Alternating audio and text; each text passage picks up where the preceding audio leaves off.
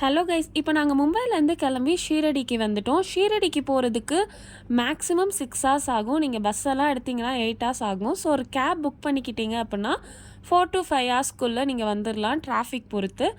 ஏர்போர்ட்லேருந்தே நீங்கள் வந்து cab book பண்ணிக்கலாம். ஆனால் நீங்கள் பார்த்து புக் பண்ணுங்கள், நிறைய ஸ்கேம் பண்ணுவாங்க. நாங்களே வந்து ஏமாந்து 6500க்கு வந்தோம். 4000க்குலாம் ஊபரில் இருக்குது. ஸோ அது செக் பண்ணிவிட்டு நீங்கள் புக் பண்ணிக்கோங்க. நாங்கள் ஷீரடி வந்துட்டு ரூம் செக்இன் பண்ணோம். ரூம் வந்து நல்லா தாங்க இருந்துச்சு. ஆனால் ஏசி தான், ஓடுற மாதிரியே இல்லை. பட் ஏசி ரூம் தான் சொன்னாங்க. பட் ஆனால் இதை விட கம்மியான ப்ரைஸ்லலாம் இங்கே ரூம்ஸ்லாம் இருக்குது. நாங்கள் புக் பண்ணியிருக்கிற ரூம் வந்து 1500 ஆச்சு. ஏசி சுத்தமாக ஓடவே இல்லைங்க. நீங்கள் இங்கே வந்து கூட ஒரு வாட்டி ரூம்ஸ் எல்லாம் பார்த்துட்டு புக் பண்ணிக்கோங்க. ஏன்னா இங்கே எக்கச்சக்க ஹோட்டல் இருக்குது. அதனால் நீங்கள் அதை பற்றி ஒரி பண்ணிக்கவே வேணாம்.